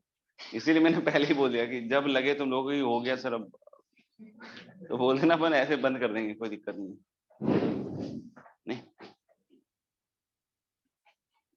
नेक्स्ट हम लोग बात करेंगे क्या कि दो लाइंस अगर आर्गन प्लेन पे है, ठीक है ना, एक लाइन है Z1 और Z2 दो कॉम्प्लेक्स नंबर को ज्वाइन करता हुआ, और एक और लाइन है जो Z3 और Z4 को ज्वाइन कर रहा है, सही है क्या? तो उनके मतलब कंडीशन ऐसा कि भाई वो दोनों लाइन पैरेलल हो या परपेंडिकुलर हो, ऐसे कंडीशंस हम अभी डेवलप करना चाहते हैं, समझ में आएंगे? तो मतलब दैट विल बी ऑब्वियस कि हम दोनों लाइंस के बीच का एंगल लिखेंगे, उसके हिसाब से आगे बढ़ेंगे। तो हमें 2D में लिखना आता है। हम कैसे लिखते हैं दो लाइन के बीच का एंगल? थीटा। और उसके लिए फॉर्मूला क्या लिखते हैं अगर हमें लिखना होता तो tan theta is modulus of m2 minus m1 upon 1 plus m1 m2, ऐसा कुछ एग्जैक्ट तो मुझे याद नहीं, धुंधला धुंधला ऐसा लग रहा है कि होता है, ठीक है ना। फिर उसमें कंडीशन पैरेलल का, परपेंडिकुलर का, ये सब भी कोशिश किया जाता है कि बच्चों को सिखला दें, ठीक है ना, और बच्चे थोड़ा बहुत सीख भी जाते हैं, ठीक है। अब ऐसा ही काम हम किस में करने वाले हैं? कॉम्प्लेक्स प्लेन में। नहीं, अभी हम ऐसा काम किस में करने वाले हैं? कॉम्प्लेक्स में। वहां तो स्लोप के हिसाब से करते थे, लेकिन यहाँ हम क्या है कि उन पॉइंट्स के रेस्पेक्ट में बात करेंगे। नहीं, जैसे दो पॉइंट है, एक x1 y1 x2 y2 एक लाइन पे, दूसरे पे x3 y3 and x4 y4, तो उसके टर्म में हम बात करने वाले हैं, सही है। तो जैसे देख सकते हैं आप कि इस तरीके से दो लाइंस हैं, ठीक है ना। अब ये किसी को लगे सर ये तो वर्टिकली बना दिया, थोड़ा सा कर लेते हैं चेंज, थोड़ा कम हो गया, ठीक है ना। और दो एंगल होंगे लाइंस के बीच में हमेशा, अगर 90 नहीं है दोनों के बीच में तो एक एक्यूट होगा और एक ऑब्ट्यूज होगा। और थोड़ा सा आश्चर्य करने वाली बात है, बट ठीक है, मैनेज कर लो। जैसे कि हमने एक एंगल बोला क्या? थीटा। एक एंगल क्या बोल दिया? थीटा। और इसको जैसे मैंने बोल दिया θ1 और इसको बोल दिया θ2 गुरु। तो मेरे को ऐसा लगता है, जरूरी नहीं सबको लगे, लेकिन मेरे को ऐसा लगता है कि theta has to be θ1। Oh my God, मैं माइनस लिख,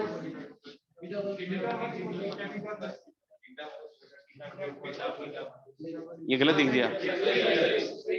मैं घबरा गया कि आपने जब बोला ना बेटा कि थीटा इज θ1 प्लस θ2, रियली मैं घबरा गया था, और मन में मेरे कोई मतलब विकार उत्पन्न हुआ ही नहीं। तो मैंने थोड़ा फास्ट लिख दिया, I am really sorry for that. अपन देखो बेटा, वर्टिकली ऑपोजिट एंगल सुना होगा सब बच्चों ने, श्योर? तो ये देखो बेटा, इससे ये थीटा हो जाएगा। और अगर वो नहीं सुना है कि मतलब external angle is the sum of the, तो अपन ऐसे भी सोच सकते हैं कि now we can calculate this angle, तो pi minus of θ2 plus theta, और प्लस θ1 करोगे तो उसका सम क्या हो जाएगा? पाई। वहां से ये आ जाएगा, बहुत मुश्किल है, ठीक है। इसको घर पे आराम से बैठ मतलब करके देखना, ठीक है ना। बाकी कुछ बच्चों को समझ में आ गया, ठीक है। तो हम लोग बोलेंगे कि अब इसका आर्गुमेंट लिखूंगा और इसका आर्गुमेंट लिखूंगा। थीटा मतलब वही आर्गुमेंट, और क्या, ऐसे क्या देख रहे हो? आर्गुमेंट ही तो होगा। ये बच्चा तो बोल रहा है आर्गुमेंट ही की टर्म में लिखना पड़ेगा ना, कॉम्प्लेक्स प्लेन में है अपन। कहाँ चले गए? यही हो ना? अच्छा, उधर हो। तो हम लोगों ने एक लाइन जो है वो किससे गुजर रहा है? Z1 Z2। और एक लाइन बेटा किधर से गुजर रहा है? Z3 Z4। अब बहुत सारे बच्चे बहुत बवाली होते हैं, वो बोलते सर ऐसा थोड़ी है कि Z1 इधर हो Z2 इधर हो। नहीं बेटा, हो सकता है दोनों ऊपर ही हो सकता है दोनों नीचे ही हो। मतलब मुझे मतलब उन सब चीजों से कोई टेंशन नहीं है, क्योंकि मैं कभी भी इस लाइन के लिए θ1 लिखूंगा ना, तो always for me it is argument of Z1 minus Z2। ये मैं पहले भी क्लासेस में सिखा चुका हूँ, ठीक है ना। तो अब जिन्होंने नहीं सीखा है उनको तो लगेगा हर बार कि कुछ जादू चल रहा है क्लास के अंदर, ठीक है, और धूप आ नहीं रहा है, जादू हम लोग सहन नहीं कर पा रहे, ठीक है। तो थोड़ा सा अपन सीख लें जाके, ठीक है ना, कि वो पैरेलल लाइन वाला जो बतलाया था। फिर एक बच्चे ने, मैंने पूछा था कि इधर हो सकता है, तो बच्चे ने बोला नहीं। उसी बच्चों को आज लग रहा है कंफ्यूजन हो रहा है थोड़ा थोड़ा। नहीं नहीं हो रहा है, अच्छा ठीक है। तो अलग कि θ1 is going to be what argument of z1 minus z2, चाहे z1 z2 की लोकेशन कहीं भी हो, तुम जीपीएस ऑन करके चेक कर लेना, ठीक है। इसी तरीके से अगर मैं θ2 की बात करूं तो बोलो क्या आएगा, आर्गुमेंट ऑफ, तो बोल भी लो।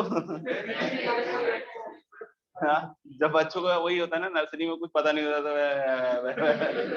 बस ऐसे आर्गुमेंट ऑफ, हाँ अब देखो argument of alpha minus argument of beta is argument of alpha minus upon beta, argument of alpha upon beta.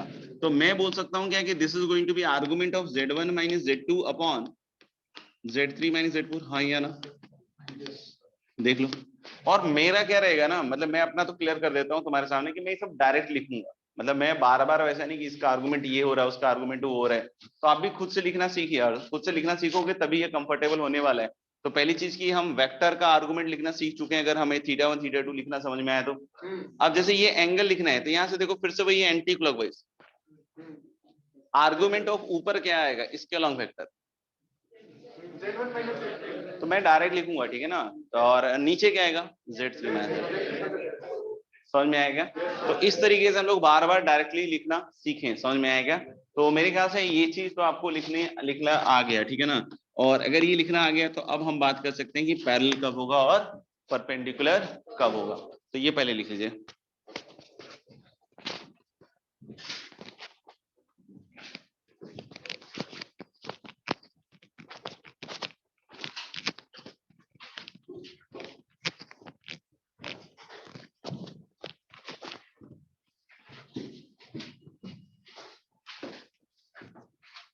पूरे ज्योमेट्री मेट्री हटा ही देते हैं, एसओटी हटा दिया बस, नहीं कोऑर्डिनेट भी हटा देते हैं, कॉम्प्लेक्स हटा देते हैं, ऐसे कुछ और चीजें हटा उठू देते हैं, जैसे वेक्टर 3D हटा, मैथ हटा देते मैथ हटा देते तो तुम लोग सीधा इंजीनियर बन जाते डायरेक्ट कि 10th में सर हमने सेब के दाम निकाले हुए हैं। नहीं नहीं तुम ठेले पे नहीं जाओगे बेटा, तुम्हें आईटी चलना पड़ेगा, आ जाओ आ जाओ आ जाओ। हाँ तो फिर आईटी बनना तो बहुत आसान है, मतलब देखो मतलब मुझे तो लग रहा है कि उतने ही लोग फेल होंगे जितने पहले भी होते होंगे, क्या मतलब उससे कोई डिफरेंस आएगा क्या, मतलब ज्योमेट्री पूरा हटा ही दिया, आ जाता है फर्क। हाँ किसी का वो स्ट्रांग है किसी का वो वीक है, ऐसा वाला, चलो बर्बाद तो होना ही है। अच्छा अब हम लोग पहला केस लेके चल रहे हैं कि ये जो दोनों लाइन है, जैसे इसको मैंने L1 बोल दिया, इसको L2 बोल दिया, तो हम लोगों ने केस 1 जब L1 is parallel to L2, तो L1 पैरेलल टू L2 तो थीटा के बारे में क्या कहेंगे, सिंस आर्गुमेंट है तो बोल सकते हैं 0 और पाई, कोई बोले 2 पाई तो 2 पाई सेम है 0, कोई बोले 3 पाई तो दैट इज सेम एज पाई, क्योंकि आर्गुमेंट है, it can have multiple values, समझ में आएगा, ठीक है ना। बहुत लोगों के पास तो कुछ भी वैल्यूज नहीं होती जीवन में, लेकिन ये आर्गुमेंट इसका मल्टीपल वैल्यूज है, बहुत मतलब वैल्यूज वाला चीज है, ठीक है। तो थीटा इज इधर 0 और पाई, थीटा है क्या इसका आर्गुमेंट, और इसका आर्गुमेंट 0 और पाई है, क्या सोच सकते हैं इसके बारे में, क्या टफ हो गया, चलो फिर से एक बार ट्राई करते हैं, let's come on come on come on come on come on come on guys come on come on, हाँ नहीं फिर से एक बार करेंगे अपन, चलो थीटा बेटा 0 और पाई है कि नहीं, और ये इस कॉम्प्लेक्स नंबर का आर्गुमेंट है, इसको इतना बड़ा कॉम्प्लेक्स नंबर मत देखो, इसको बोलो तो जेड दिख रहा है मुझे, जेड दिख रहा है, क्या दिख रहा है, जेड दिख रहा है। तो अगर मुझे किसी कॉम्प्लेक्स नंबर का आर्गुमेंट 0 और पाई दिखेगा, उसके बारे में क्या सोचूंगा बेटा, ऐसे पूछता हूं तो आता है नहीं, प्योरली रियल, और रियल नहीं बोल सकते मतलब यूं बोल सकते, अच्छा चलो प्योरली रियल। तो हम लोग बोल रहे हैं कि इसमें सबसे पहला पॉइंट हम लोग क्या कंक्लूड कर सकते हैं कि this complex numbers z1 minus z2 upon z3 minus z4 is real और प्योरली रियल, जो भी लिखना चाहो आप, ठीक है ना। या फिर हम लोग बोल रहे हैं क्या कि इसका जो इमेजिनरी पार्ट है, मतलब एक ही चीज को बार बार, ताकि आपके घुटने पे थोड़ा सा प्रेशर पड़े, that has to be what 0। या फिर उसी चीज को हम ऐसे भी सोच सकते हैं कि अच्छा ये अगर प्योरली रियल है तो ये इसके बार के बराबर होगा, यानी कि z इक्वल टू क्या लिखेंगे z bar, so this is going to be z1 bar minus z2 bar upon z3 bar minus z4 bar, बार बार लगातार धुआंधार, समझ में आ रहा है क्या, ओके छाप लीजिएगा एक बार। आपको पहले से सब रटना पड़ेगा। देखो अगर तुम्हें लग रहा है कि ये रटने वाली चीज है तो फिर तो आप समझ गए कि आपका चैप्टर कवर हो चुका है। क्योंकि अगर ये सब तो ऐसे मतलब कहते हैं ना, वही 2+2 वाली चीज होनी चाहिए कि अच्छा ये थीटा है तो ये दिस में वन दिस, और अगर ये 0 पाई अच्छा तो ये इसके बार के बराबर, बस खत्म। ऐसे मतलब ये फ्री मतलब होने मतलब ठीक है, मतलब प्रैक्टिस करोगे आ जाएगा। ठीक है। अच्छा सेकंड पार्ट में चलते हैं कि if L1 is perpendicular to L2, तो L1 is perpendicular to L2 नहीं, तो इधर ही आ जाते हैं ना, क्या दिक्कत आ रही है? ऊपर वाला हेडिंग मिटा देता हूँ क्या। तो L1 is perpendicular to L2, ठीक है ना? नहीं व्हाट, देखिए ना, तो हम ले लेंगे L1 is perpendicular to L2, तो थीटा क्या बोलूंगा, π/2, 3π/2 -π/2, ऐसे ही बोलेंगे ना आर्गुमेंट। तो सोचो, तो अगर हम लोग थीटा π/2, 3π/2 -π/2 5π/2 जो भी है, तो देखो थीटा π/2 वाला 5π/2 भी है, ये -π/2 भी है, सब सेटल है, ठीक है ना? तो हम लोग नहीं, this is going to be what, purely imaginary, ठीक है ना? इसका मतलब इसका जो रियल पार्ट होगा that is going to be 0। और अगर ये एक दूसरे का कॉन्जुगेट, तुम भी ऐसे मत कर लेना, ठीक है ना? तुम अलग लिखना। तो इसका मतलब अगर हाँ मतलब तुमने बोला कि इसको हटा कर लो, ऐसा मत करना। और तीसरा हम लोग सकते हैं z bar equal to -z या z equal to -z bar. जेडवा नहीं बेटा, जेड बार। जेडवा क्या होता है? तो बिहारी है क्या जेडवा?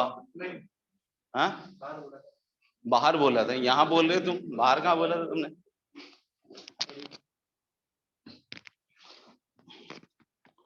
देख लो कोई चीज समझ में आ गई तो बतला देंगे। हाँ।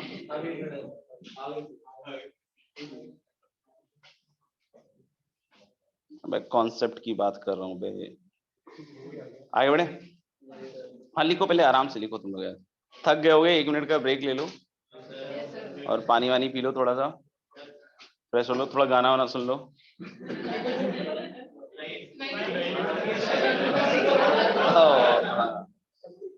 वही मैं सोच रहा था, एक्चुअली गाना ही सिलेक्ट कर रहा था मैं, तो सिलेक्ट हो नहीं रहा है, तो मैं सोच रहा हूँ क्या आगे पढ़ा देता हूँ फिर।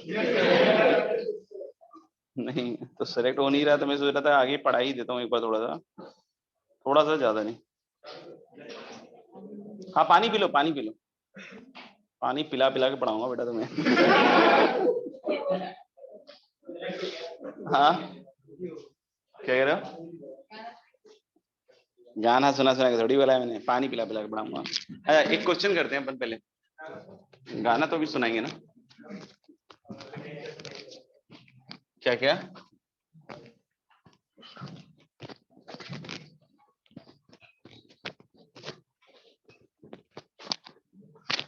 जैसे एक स्क्वायर है,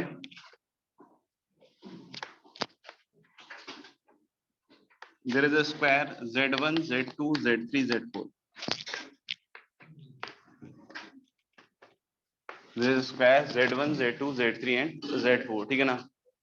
और इस पे हमें बतलाना है कि मैं कुछ कॉम्प्लेक्स नंबर, स्क्वायर है ठीक है ना, ध्यान रखना। तो हम लोग बोले कि कुछ कॉम्प्लेक्स नंबर लिखने हैं, उसके बारे में बतलाना है। तो जो पहले दिन हमने क्लासिफिकेशन पढ़ा था ना, प्योरली रियल, रियल या फिर प्योरली इमेजिनरी, या फिर एक क्या था इमेजिनरी, तो उन तीनों टाइप में कौन सा टाइप है, समझ में आएगा? तो हम लोग देख सकते हैं, एक तो है ये कॉम्प्लेक्स नंबर, मतलब आराम से लिख लो फिर आराम से गलत मत सही करना,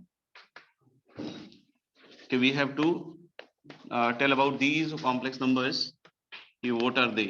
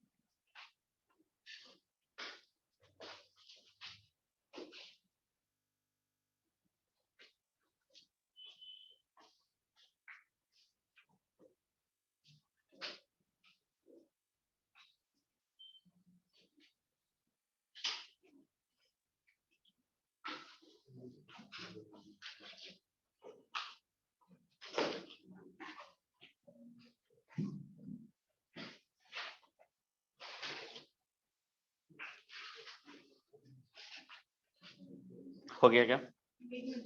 हाँ आराम से।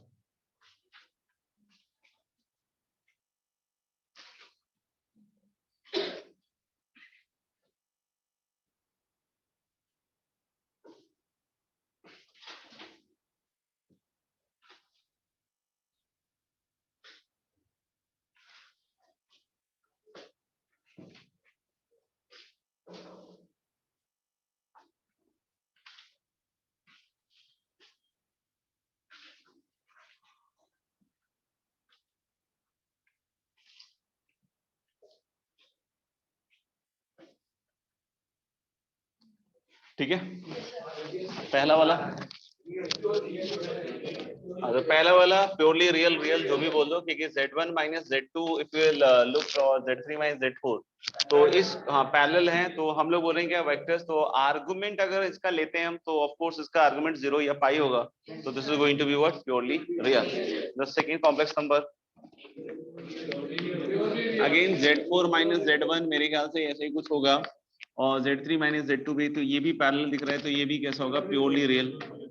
Z1 minus Z2 upon sorry this one parallel है कि Z4 माइनस Z2 और दिस Z3 माइनस Z1, तो मेरे ख्याल से ये एंगल 90 है, तो इसका आर्गुमेंट निकालेंगे तो π/2 माइनस π/2 ऐसा वाला होगा, तो this is going to be what purely imaginary, नहीं राइट वर्ड इज दिस इसका। तो फिर से हम लोग बोले कि ये इसका आर्गुमेंट देगा, this is also purely imaginary, this one purely imaginary real, really really imaginary, really imaginary नहीं कुछ ये अच्छा था।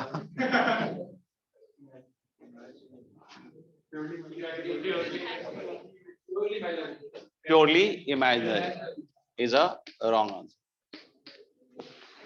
प्योरली रियल, ठीक है ना, प्योरली क्या रियल। अब कैसे हम लोग सोच सकते हैं, क्योंकि ये स्क्वायर है क्या, तो ये दोनों तरफ से बाइसेक्ट हो रहा होगा, तो इस पॉइंट को जब मैं ऐसे कैलकुलेट करूंगा इधर से, तो this point is Z4 plus Z2 upon 2 है ना, इस नजर से देखो, और इस नजर से देखोगे तो Z1 प्लस Z3/2। तो जब हम इस रेशियो को कैलकुलेट कर रहे हैं तो दिस रेशियो इज 1, और अगर ये रेशियो 1 है, सोचो ध्यान से, तो क्या होगा प्योरली रियल या imaginary? No real, purely real जो भी है, ठीक है ना। तो मेरे ख्याल से क्लियर है, ऑल क्लियर, मतलब देखना। अच्छा वो प्लॉट द लोकस में ना एक आध और लिख लो, एक ये लिख लेना आर्गुमेंट ऑफ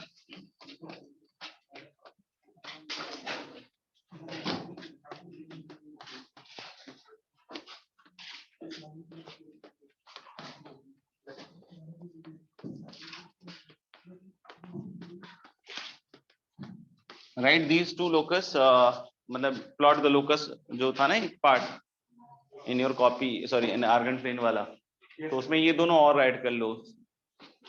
9 हुए थे ना, 8 ही हुए थे क्या? नहीं 10 नहीं, ठीक नहीं 11 होने चाहिए, 12 हो जाएगा क्या? फिर मिटा दूंगा मैं। हाँ मतलब 11 मतलब सही रहना चाहिए।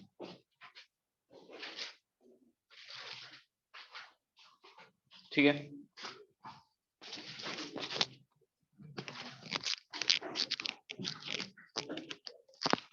तो जितनी भी चीजें सिखाई गई हैं सबका अपन यूज कर सकते हैं इन लोकस को प्लॉट करने में, ठीक है ना। और इतनी चीजें ढंग से कर लो तो फिर कुछ बचता है नहीं वैसे तो। Next we are going to talk about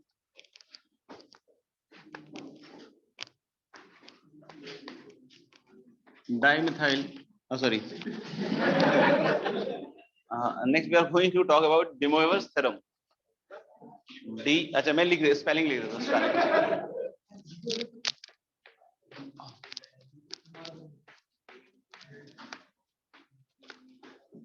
theorem की भी लिख दो, देख लेना। कुछ बच्चे हाँ कह रहे हैं, क्या कॉन्फिडेंस है जीवन में।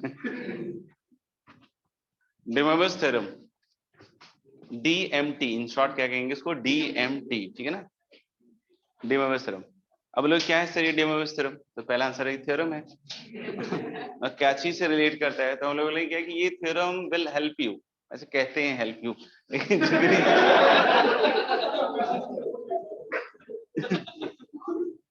जितनी ऐसी चीजें बोल बोल के नहीं, this will help you, that will help you, कष्ट बढ़ता जा रहा है। यहाँ पे कौन सा हेल्प कर रहा है, नया क्वेश्चन आ जाएगा दरिद्र, मतलब बिल्कुल वैसा वाला, और फिर ये हेल्प, क्या हेल्प नहीं चाहिए, रख अपने पास, मेरे को क्या करना। अच्छा, लेकिन बोलने की ज्यादा बोलना पड़ रहा है मुझे, ठीक है ना, मतलब बुरा मत मानना कि मैं बोल रहा हूँ, मतलब सुन रहे ये बोल रहा है नालायक।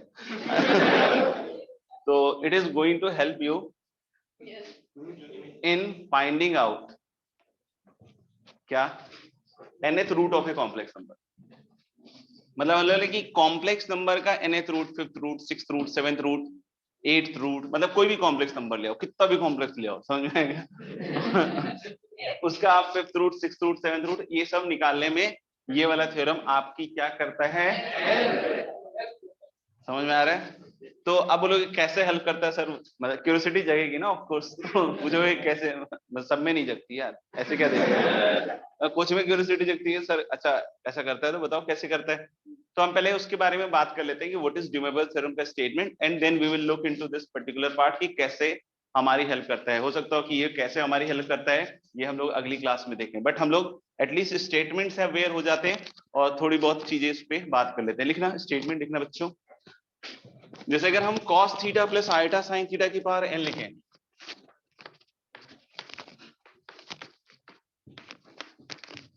cos theta plus iota sine theta की पावर n लिखे, तो दिस कैन बी इजीली, मतलब मुझे ऐसा लगता है कि इसको इजीली प्रूव कर सकते हैं इतना।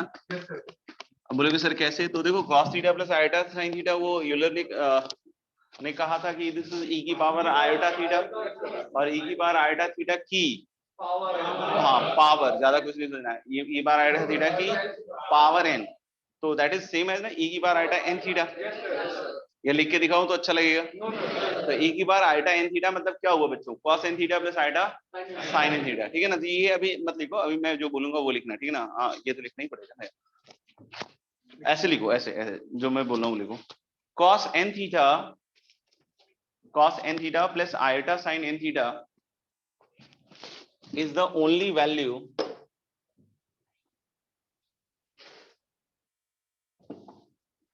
cos n theta plus iota sin n theta is the only value, cos n theta plus iota sin n theta is the only value of cos n theta plus iota sin n theta is the only value of cos theta plus iota sin theta की power n, cos n theta plus iota sin n theta is the only value of cos theta plus iota sin theta की power n is the only value of cos theta plus iota sin theta की power n when n is an integer, when n is an integer, but if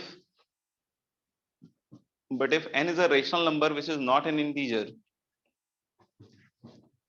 but if n is a rational number which is not an integer,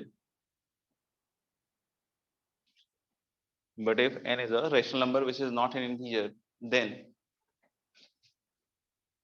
but if n is a rational number which is not an integer, then cos n theta plus iota sin n theta, but if n is a rational number which is not an integer, then cos n theta plus iota sin n theta, then cos n theta plus iota sin n theta is one of the value of, then cos n theta plus iota sin n theta is one of the value of cos theta plus iota sin theta की power n, then cos n theta plus iota sin n theta is one of the value of cos theta plus iota sin theta की power n. फर्क महसूस किया, अनुभूति हुई, अनुभूति मतलब experience हुआ। ये कह रहा है कि जब n इंटीजर है, इंटीजर मतलब वही 1 2 3 4 5 -1 -2 -3 ऐसे इंटीजर्स है, ठीक है ना, तो cos n theta plus iota sine n theta is the only value of this. जैसे अगर यहाँ मान लो 2 हो गया तो cos theta plus iota sine theta की power 2 is cos 2 theta plus iota sine theta, बात खत्म। लेकिन अगर मान लो कि n is a rational number which is not an integer, like n is 1/3, तो cos theta plus iota sine theta की power 1/3 is equal to cos theta by 3 plus iota sine theta by 3। But यहाँ पे क्या कह रहा है कि cos theta by 3 plus iota sine theta by 3 is one of the value of this, क्योंकि अगर ऊपर 1/3 है तो ये क्यूब रूट चाहता है, दिल चाहता है नहीं, क्या चाहता है, क्यूब रूट चाहता है। और क्यूब रूट अगर चाहता है तो कितने रूट आएंगे उसके, सोचो, किसी को हिंट नहीं दूंगा मैं, कितने रूट आएंगे, 3। तो ये क्या कह रहा है कि this is one of the value, मतलब बाकी 2 और वैल्यूज हो सकते हैं, नहीं होंगे, ठीक है ना। तो हम लोग बोल सकते हैं क्या, ये क्लियर हो गया। फिर स्टेटमेंट से कोई बोले नहीं सर आपने 1/3 बोल दिया, मान लीजिए कि अगर ऊपर 1 नहीं हो 6/7 हो, आई विल एक्सप्लेन। कोई बोले कि नहीं सर 6/7 था, अब बताओ, तो बेटा 6 पहले अप्लाई कर दो, तो फिर क्या बचेगा 1/7। तो फिर अब इसके कितने रूट आएंगे, 7 में एक वैल्यू होगी वही cos 6 theta by 7 plus iota sine 6 theta by 7, मतलब उसके अलावा हाँ कितनी और वैल्यूज होंगी, सोचो 6 और वैल्यूज होंगी। अब मैं भी सोच रहा हूँ केमिस्ट्री स्टाइल में पढ़ाऊंगा बच्चों को कष्ट नहीं आने देना, नहीं अभी थोड़ा क्लियर हुआ क्या। अब बोलोगे लेकिन सर वो निकलेंगे कैसे वैल्यूज, तो उस पे अपन बात कर लेंगे, समझ में आएगा। तो मेरे ख्याल से ये चीज क्लियर हो गई कि अगर हम यहाँ पे n को इंटीजर लेंगे तो ये सिर्फ और सिर्फ एकमात्र वैल्यू होगी। लेकिन अगर n ऐसे मत देख बेटा, सीधा देख बेटा, ऐसे लग रहा है कि मतलब शक कर रहा है मेरे ऊपर कि सर पता नहीं सच बोल रहे झूठ बोल रहे, बेटा ध्यान से देख। तो कि अगर n एक रेशनल नंबर है which is not an integer, then this is going to be one of the value. One of the value का मतलब थोड़ा सा इंग्लिश में समझ लेना। तो मेरे ख्याल से क्लियर। तो अब हम बात कर रहे हैं कि how we are going to apply de Moivre's theorem, और ये बाकी रूट्स किस तरीके से निकालने में हमारी हेल्प करने वाला है, ठीक है ना। तो इसमें बिल्कुल सिंपल 4 स्टेप्स हैं, right. How many step, 4 step, 1 2 3 4 4 3 2 1, ठीक है ना। तो लिखना 4 basic steps, basic steps, 4 basic steps. तो अगर इसको फॉलो कर लिया तो बिल्कुल बेसिक लगेगा, और नहीं तो फिर थोड़ा एसिडिक हो सकता है, ठीक है। तो 4 बेसिक स्टेप्स में पहला है, देखो पहला स्टेप वेरी इंपॉर्टेंट, ठीक है ना। तो लिख लेना, पहला है step right the complex number. अरे हंसो मत, आगे है right the complex number in the polar form. तुम लोग मतलब टीचर को सीरियसली नहीं लेते हो यार, इतना स्ट्रिक्ट टीचर तुम लोग को पढ़ाने आए हैं, और तुम लोग मतलब स्ट्रिक्ट जैसे ही बोला था बच्चा एकदम ऐसे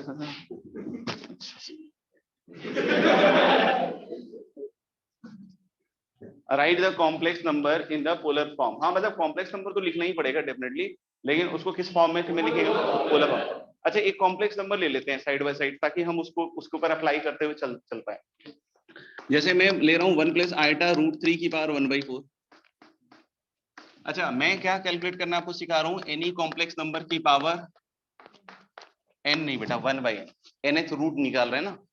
तो हाल है कि हम किसी भी कॉम्प्लेक्स नंबर की पावर क्या लिखेंगे 1/n। तो बहुत सारे बच्चे थोड़े दिनों के बाद इस और n और इस n में कंफ्यूज होने लग जाएंगे कि अरे सर वहां भी n था यहाँ भी n है, कैसे हो रहा है। तो बेटा ये अलग है वो अलग है, ठीक है ना। ऐसा नहीं कि तुमको फिजिक्स में n मिल जाए तो अच्छा ये तो सर ने सिखाया था, सब अलग अलग है, ठीक है। तो हम लोग nth रूट निकालना चाहते हैं। तो अभी मैं जो एग्जांपल ले रहा हूँ क्या ले रहा हूँ, 4th root of a complex number, 4th root of a complex number. तो मेरे क्वेश्चन के हिसाब से n की वैल्यू क्या हुई, नहीं मैं हिम्मत नहीं हारूंगा यार, मतलब इतनी जल्दी थोड़ी हिम्मत आ जाऊंगा साला, 17-18 साल से हिम्मत नहीं आ रहा अब हारता हूँ क्या, तुझे क्या लगेगा मैं सर फोड़ दूंगा उधर, हाँ पागल है क्या। देखो बेटा अब फिर से हम लोग ट्राई करते हैं, किसी को अगर फिर भी कंफ्यूजन रहे। देखो बेटा इन दोनों को देखो, इन दोनों को अब सोच के बताओ इनकी वैल्यू क्या है। ये तो स्टेप बाय स्टेप लिख के दिखाऊंगा, और फिर नहीं समझ में आया तो वही बोलूंगा जो अब बोल रहे हो तुम लोग, फोड़। तो मेरे ख्याल से अपन समझ गए कि 4th रूट ऑफ क्या हम निकालने वाले हैं, कॉम्प्लेक्स नंबर। तो पहली चीज क्या करने वाले हैं हम लोग, कॉम्प्लेक्स नंबर लिखने वाले हैं लेकिन पोलर फॉर्म में। तो पोलर फॉर्म में दो चीजों की जरूरत पड़ेगी, एक तो मॉडुलस और दूसरा एनी वन आर्गुमेंट। तो इसका आर्गुमेंट मतलब आंख बंद करके भी मुझे दिखता है π/3 और इसका मॉडुलस आंख खोल के भी दिखता है क्या 2। तो this is going to be 2 cos π/3 plus iota sine π/3। Oh no, iota sine π/3 की ज्यादा नहीं सोचेंगे power 1/4। 2 cos π/3 plus iota sine π/3 की पावर 1/4। ठीक है ना। सेकेंड स्टेप, ऐड एडवर्टीजमेंट नहीं बेटा, ऐड एक डी और वाला। नालायक, add 2m pi, add 2m pi to the argument, add 2m pi to the argument, add 2m pi to the argument। तो हम लोग ने इसके बाद हम लोग 2m pi आर्गुमेंट में ऐड कर देते हैं और this is going to be cos 2m pi plus π/3 और plus iota sine 2m pi plus π/3, right. अब इसे 2m pi प्लस π/3 की अगर मैं बात करूं, सोचो, राइट तो वैसे कोई फर्क तो पड़ेगा नहीं क्योंकि ये बैक टू दिस हो जाएगा, m इंटीजर है, राइट। तो cos 2π plus theta 4π plus theta सब उसके बराबर हो जाएंगे, ठीक है ना, तो उसमें कहीं कोई दिक्कत नहीं है। तो 2m पाई ऐड करने से ऐसा कोई फर्क नहीं पड़ा, तो ये लोग बतला देते हैं, लेकिन मैं थोड़ा सा इसमें और आपको डीप समझाने की कोशिश करता हूँ और डीप समझाने की कोशिश करेंगे तो ऑफकोर्स दर्द होगा, ठीक है ना, लेकिन अगर झेल लोगे समझ लोगे तो फिर दर्द अपने आप चला जाएगा, नहीं तो फिर जीवन भर वो वाला दर्द रहेगा। तो देख लीजिएगा, थोड़ा डीप चलते हैं अपन। एक्चुअली क्या हो रहा है कि आप बोलोगे सर इसका 1/4 अगर लगाएंगे तो π/12 भी आएगा, और तो आ कहाँ रहा है, और तो आ कहाँ रहा है, सोचो। तो हम 2m पाई क्यों ऐड कर रहे हैं, ताकि वो सारे के सारे हैं जितने भी इसके फोर्थ रूट हैं, जैसे इसके फोर्थ रूट की बात कर रहे हैं ना, तो हमने आर्गुमेंट ये लिखा π/3 1/4 पावर किया, तो we will get a particular complex number, एक ही तो आएगा नहीं। लेकिन मान लो कि मैंने इसका π/3 की जगह कुछ और ले लेता आर्गुमेंट, 2π प्लस π/3 ले लेता, नहीं, तो वो भी तो यही कॉम्प्लेक्स नंबर है, और उसका 1/4 करोगे तो अब जो कॉम्प्लेक्स नंबर मिल रहा है वो डिफरेंट है पहले, क्योंकि उसका आर्गुमेंट चेंज रहेगा। नहीं सोच पाए, समझ में आ रहा है क्या। तो ये 2m पाई जनरलाइज करने का रीजन ही यही है कि आपको जितने भी कॉम्प्लेक्स नंबर हो जो इसके फोर्थ रूट हैं वो सबके सब आए, समझ में आएगा। अब ऐसे तो मैं तुक्का मार नहीं सकता ना कि मैं 2π प्लस कर दूं, एक बार 4π प्लस कर दूं, कब तक ये करूं, ठीक है ना। तो हम क्या करें, 2π 4π 6π की जगह सीधा जनरली कर दिया, क्या कर दिया, 2m पाई जोड़ दिया। नहीं, ना तो मैं इसकी बात कर रहा हूं अब, ना तो 2π प्लस π/3 की बात कर रहा हूं, मैं बोल रहा हूं कि ऐसा जितना भी कॉम्प्लेक्स नंबर होगा सबकी बात कर ली अपन, ठीक है। फिर देख लेंगे कि m की वैल्यू के कोरस्पॉन्डिंग जो भी डिस्टिंक्ट आएगा बढ़िया है, नहीं तो कोई बात नहीं, ठीक है ना। तो मेरे ख्याल से अब तक क्लियर हो गया कि हमने सेकंड स्टेप में क्या किया है, 2m पाई ऐड किया है। अब यहां तक लिख लिया, तो लिख लिया, तो अब तीसरा स्टेप लिखना है अपन को, थर्ड स्टेप पे आ रहे हैं। Apply DMT under room temperature. नहीं, तो हम लोग को डीएमटी क्या करना है, अप्लाई करना है अंडर रूम टेम्परेचर, ठीक है ना, टेम्परेचर ज्यादा अपन को लिख लिया। तो जैसे हमने डीएमटी अप्लाई किया दोस्त, ध्यान देखिएगा, और यार मैं लिखवा दूं तो बुरा, और सर लोग बाकी लोग लिखवाए तो बोला सर क्या बढ़िया चीज लिखवाई आपने, नालायक लोग ऐसे भेदभाव करते हैं क्या टीचर्स के बीच में। देखो इधर लिखा ही नहीं इसने, थप्पड़ दे दे खींच के। हाँ, तो हम लोग बोले कि 2 की पावर क्या हो जाएगा 1/4। अच्छा, अब इतना बड़ा बड़ा एक्सप्रेशन लिखने में ना मतलब चौक ज्यादा खर्चा हो रहा है, नहीं सेव एनर्जी, तो मैं e की पावर आयटा में लिख रहा हूँ, ठीक है ना, क्या लिख रहा हूँ, e की पावर आयटा। तो हम लोग कि जब डीएमटी लगाएंगे दोस्त, e की पावर आयटा 2m पाई प्लस π/3 अपॉन 4 ऐसा ही होगा,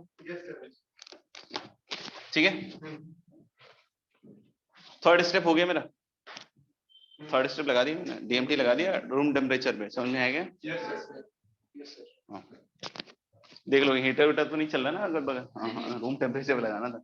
अच्छा, फोर्थ स्टेप अब लिखेंगे, put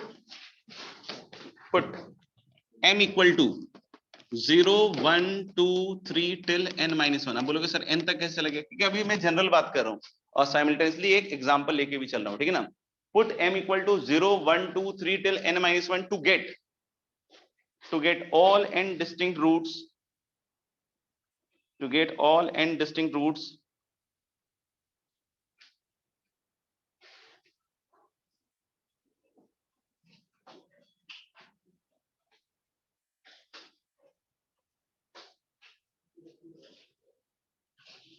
to get all n distinct roots, to get all n distinct roots of the complex number.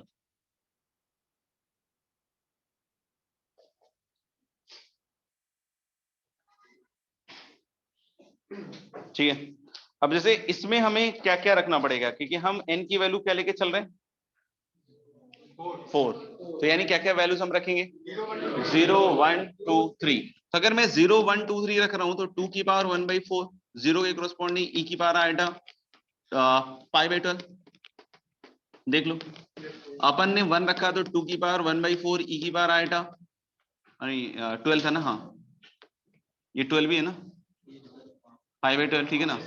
तो हलो लेगी next is going to be this 7 π/12, 2 की पावर 1/4 e की पावर आएगा 13 π/12, and then is going to be e की power आएगा 19 π/12,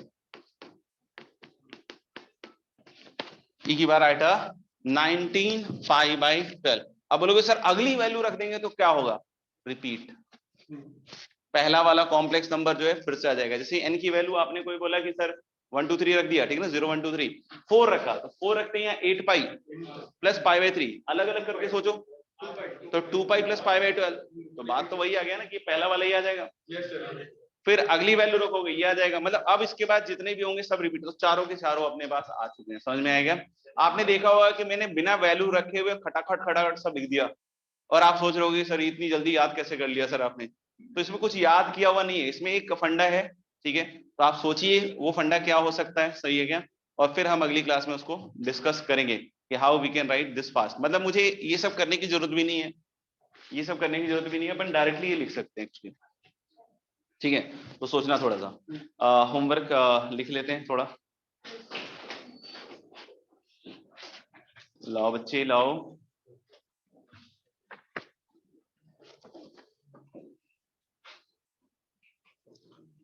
exercise 1 में हमने पार्ट ए कंप्लीट कर लिया, पार्ट बी में 1 2 क्या हो गया 10।